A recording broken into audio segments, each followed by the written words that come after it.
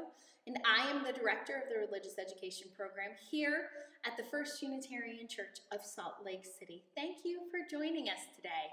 We're going to begin by lighting our chalice. If you have a chalice or a candle at home, go run and grab it.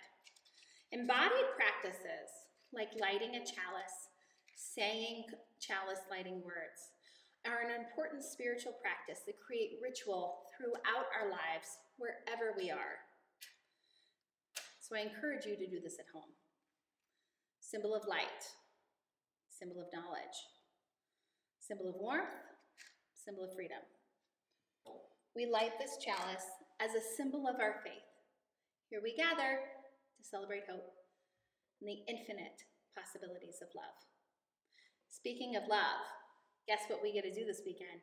If you are local to our community in Salt Lake City, this Sunday, June 20th, is our flower communion and senior bridging ceremony.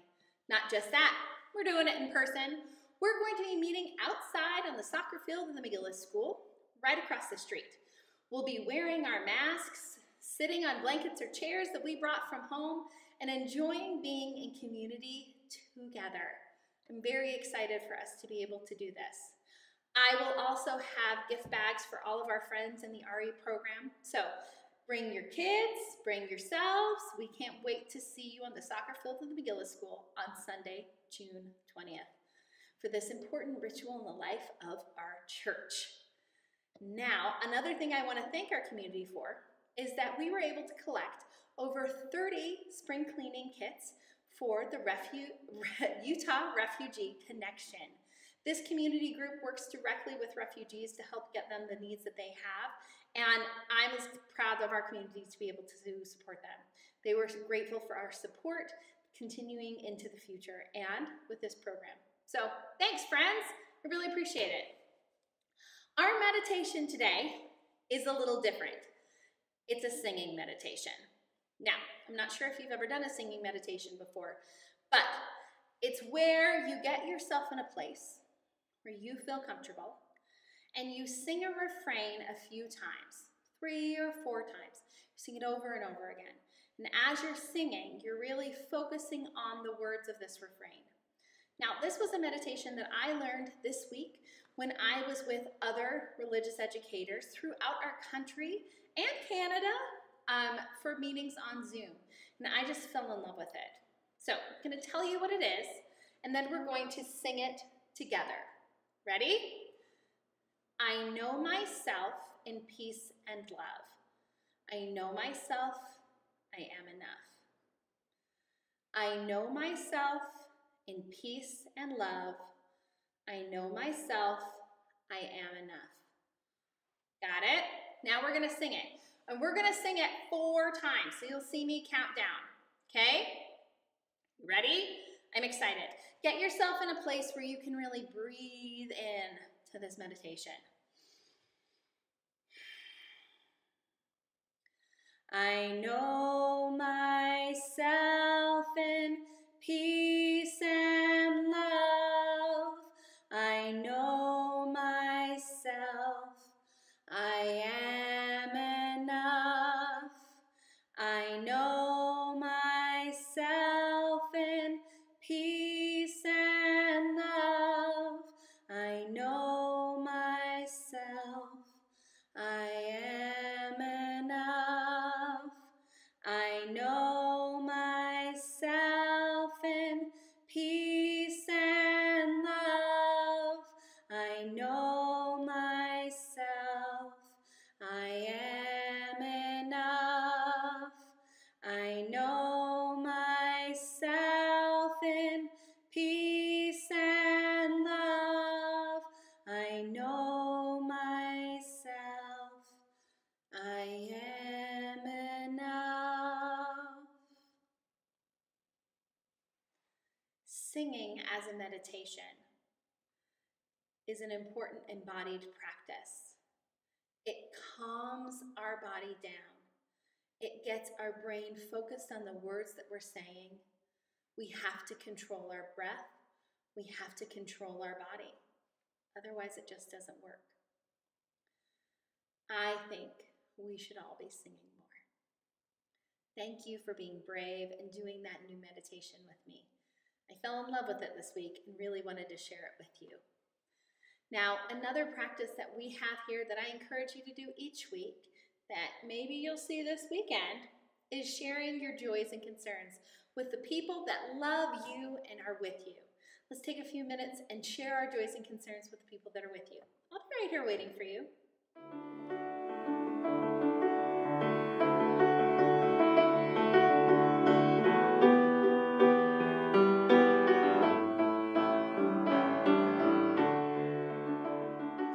Thank you for sharing your joys and concerns with the people that are with you, that love you. While I can't wait to hear them in person, not too much longer, it's important for us to keep sharing with those that are with us, that love us so dearly. Our yo-yo of the week this week is one that we have learned about before, a few years ago, during Flower Communion. He is the man that created Flower Communion, and I believe is an important figure in the history of Unitarian Universalism.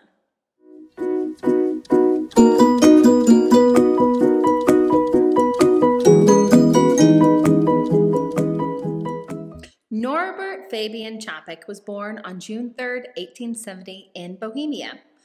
He was baptized Catholic on the Feast of St. Norbert, hence his name. As a teenager, he left his childhood home to go to school. He lived with his uncle, and in return for tuition and housing, Norbert worked in his uncle's large tailoring shop. As he grew older, he found himself becoming more and more religiously liberal and decided to leave the Catholic Church to become Baptist. Words not often said together, liberal and Baptist. This did not go over well with his uncle, however, and he was kicked out of his home. What does he do? He starts selling Bibles door to door to door and organizing evangelical meetings. Encouraged by those around him, Norbert began attending a Baptist seminary and became a minister.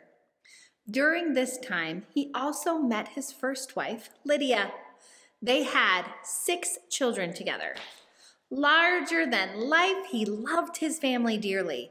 But with his ministry and writing, he was often not able to be as present as he wanted to be. Unfortunately, Lydia was also not healthy and died, leaving Norbert and the children behind. Soon after, Norbert married his second wife, Marie, the children's governess. They had another 3 children. So for those of you keeping count, we're up to 9 kids. This was also the beginning of World War I, and the Austro-Hungarian Empire was not a place to be for a liberally progressive minister with a penchant for speaking out against the Catholic Church. Capek learned that he was blacklisted with the intention of the state to arrest him. Marie and Norbert left Europe with their children, moving to a Baptist community in New York and later New Jersey. Unfortunately, Norbert was widowed once again when Marie died shortly after the move. An avid reader and scholar, an author, Capek spent hours each day in the New York Public Library. There he met his final wife, Maya, the library director. According to his grandson, Ron Frederick, his children were thrilled, for Capek finally found an intellectual match. Even with a booming congregation, Capek was not happy. His increasingly liberal faith was not meshing with the American Baptist culture. After 2 hearsay trials, Capek left the Baptist ministry in 1919. Like most parents, Maya and Norbert still wanted a robust religious education program for their children that were living at home. So they did what any good religious liberal does and went church shopping. The religious education program they loved the most, that also aligned with their values, was the First Unitarian Church of Essex County in Orange, New Jersey. In 1921, they became members. It was also at this time that World War I ended and a new country of Czechoslovakia was formed. Norbert and Maya were excited to move home and begin again. They sold their house, but ran into some problems and ended up staying longer in the United States than anticipated. Capek and the minister at the First Unitarian became very close, and the minister encouraged Capek to start his own congregation in Czechoslovakia. At this time, we can play a little bit of 6 degrees of separation from Salt Lake City. Norbert, with the backing of his minister, met with Samuel Atkins Elliott of our very own Elliott Hall, then president of the American Unitarian Association. Elliott pledged his support for Capek in bringing Unitarianism to Prague. In 1922, Capek organized the Prague Congregation of Liberal Religious Fellowship. Soon, they had only standing room crowds. Sunday sermons were repeated and debated at another meeting during the week. In 1923, Capek held the very first flower communion. Not one to sit on the sidelines, Maya joined the ministry herself and was ordained in 1926. Through hard work, the support of the American and British Unitarian associations, and the love of their communities, in 1930 they renovated a medieval palace and became officially recognized by the Czech government. At this time, their congregation, wait for it, had over 3,200 members. With a robust ministry that included a lifespan religious education program, it was the largest Unitarian congregation in the world. Ever the evangelist, Capek continued to foster 6 different fellowships throughout the country that he visited regularly. Now, as we know with history at this time, World War II was just around the corner. And once again, Capek's radically liberal ministry was under attack. Capek and his daughter Zora were arrested by the Gestapo on March 28th of 1941 under the charge of listening to foreign broadcasts and high treason. His daughter was also charged with distributing materials. Trials were held, and on appeal, Capek was actually found innocent of the treason charge. The Gestapo did not care, however, and Capek and his daughter were sent to a Nazi concentration camp and murdered shortly after. For Unitarian Universalists celebrating Flower Communion, we remember the life of this incredible minister. As we give and take from bouquets, honor the words of Reverend Norbert Capek. Whatever we can do, great or small, the efforts of all of us are needed to do thy work in this world.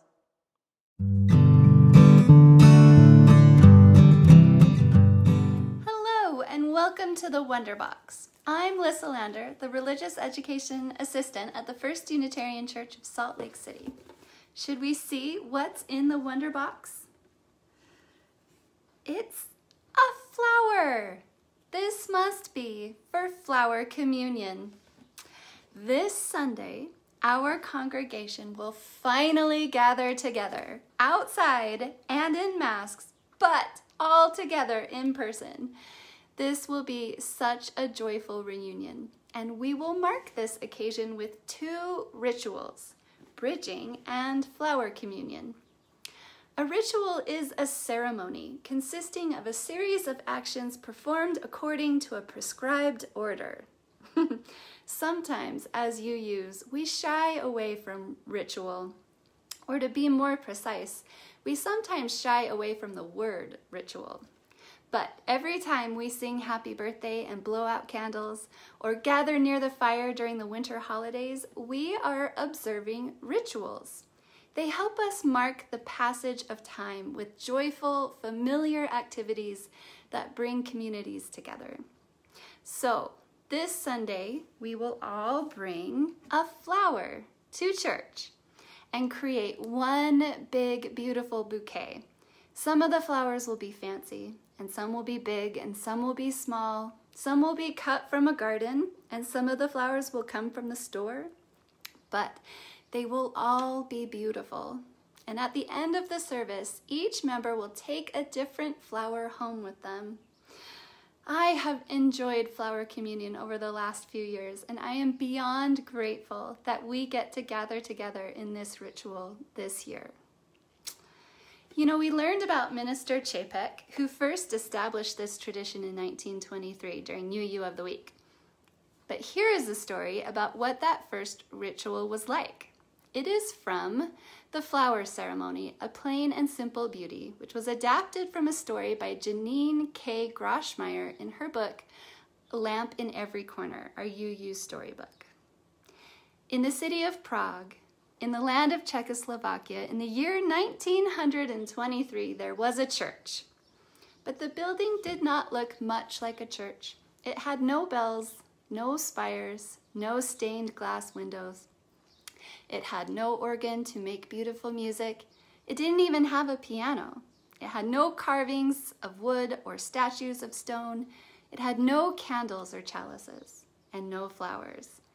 The church did have some things. It had 4 walls and a ceiling and a floor. It had a door and a few windows, and it had some wooden chairs. But that was all, plain and simple, except the church also had people who came to it every Sunday. It had a minister, and his name was Norbert Capek. He had been the minister at the Plain and Simple Church for 2 years. Every Sunday, Minister Capek went to church, and he spoke to the people while they listened, sitting quietly, and still in those hard wooden chairs. When he was done speaking, the people talked a little bit among themselves, and then they went home, and that was all. No music, no candles, no food, not even coffee or donuts. Springtime came to the city of Prague, and Norbert Capek went out for a stroll. The rains had come, and the birds were singing, and the flowers were blooming all over the land. The world was beautiful.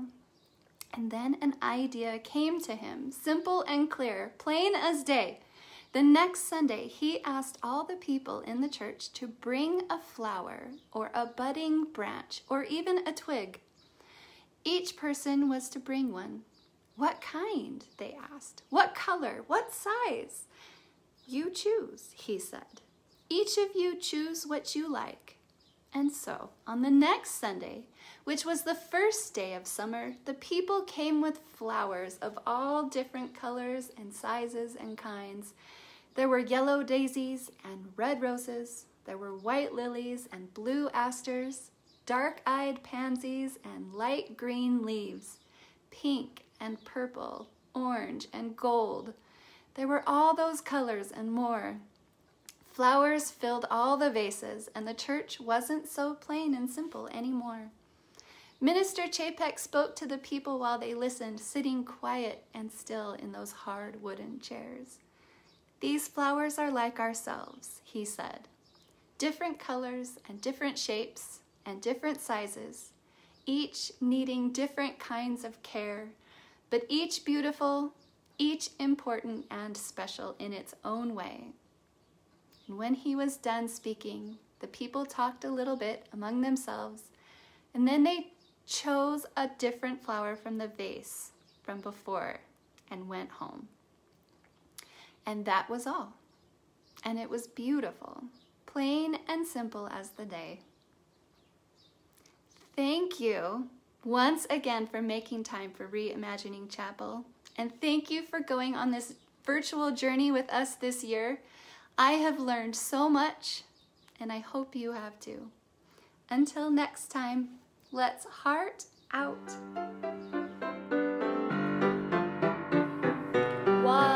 Each person is important. To be kind in all you do. 3, help each other.